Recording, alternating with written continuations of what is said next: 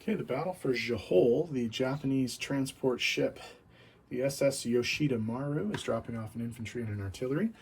And there is a fighter and a tactical bomber coming from the Japanese aircraft carrier Shokaku. So 2 2s, a 3 and a 4. 2 hits, so more than enough.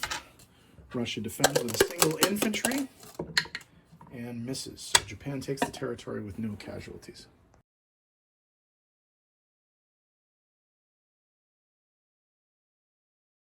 Okay, this is the amphibious assault on Korea. The 2 Japanese transports, the Arisan Maru and the Hikawa Maru, are dropping off an infantry and an artillery each. There is 1 fighter from the Shokaku and 2 fighters and a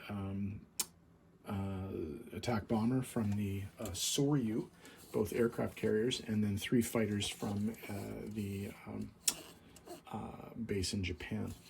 And they're going up against an artillery and 3 infantry. So we have 4 2s, 6 3s, and a 4. 2, 4, 6 hits. We only needed 4, so all of the Russian units are killed. They do, however, get a defense. That's 4 at 2. And they get a hit, so they will kill a Japanese infantry, but Japan does retake the territory.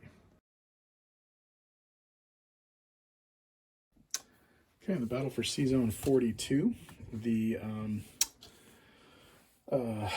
1 fighter and 2 tactical bombers from the aircraft carrier Kaga are going up against the French destroyer Typhon. So we have 2 3s and a 4. 2 hits versus a 2. Miss. So Japan clears the sea zone and does not suffer any casualties.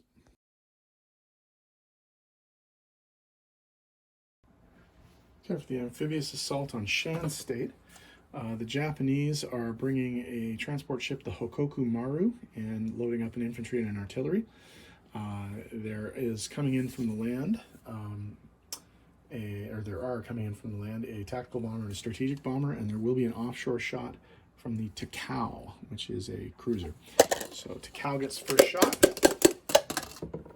miss, so doesn't hit.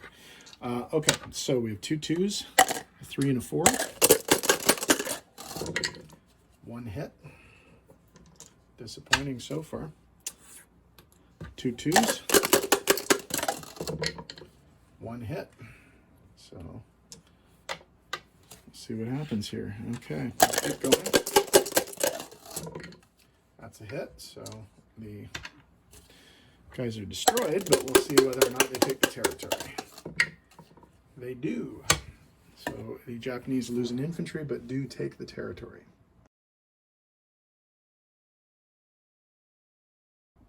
Okay, for the amphibious assault on Malaya, the Japanese transport Ikoku Maru is bringing in an infantry and a tank. And there will be offshore shots provided by the cruiser Haguro and the battleship Nagato. The cruiser and the battleship do get first strike. And 1 hit, cruiser hits, and so the English do not get a defense. So Japan takes the territory with no casualties. Okay, let's talk about Japanese non-combat. All of the planes involved in both the Korea and Johol attacks will land, well, the planes will land back on the carriers, and the 3 fighters will land back in the air base in Japan. Down further south, the 3 infantry from Kiangsu will be railed 3 spaces to Yunnan. The 3 infantry and 2 artillery from Guangxi will move into Yunnan. The attack bomber and the strategic bomber from the Shan State attack will also land in Yunnan. What else we're going to do? I think we'll leave that guy in Szechuan. Well, no, I think we'll move that guy from Szechuan to Yunnan as well. And, oh, what else? Oh, yeah, down south in the naval stuff. The battleship and cruiser in Sea Zone 35 are going to move back up to Sea Zone 6. The destroyer from 33 is going to move to 35. The carrier from 35 is going to move to 37, and the 2 TAC bombers and the fighter in C-Zone 42 are going to land in C-Zone 47 on the carrier. I think that is all of the non-combat, so we will tidy up the board and come back in a sec. Sorry, just one other non-combat move. The destroyer from 6 is going to move to 16 as a blocker.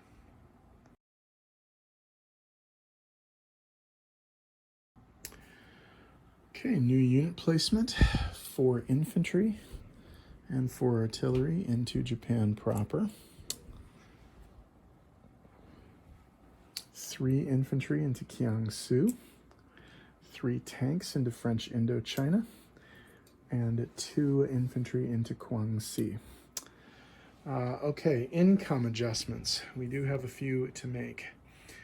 The Japanese are going to go up 1, 2, 3, 4, 5, 6, 7, 8, 9. So if we look at the income chart, Japan goes from 53 to 62. Russia goes down 1. China goes down 1.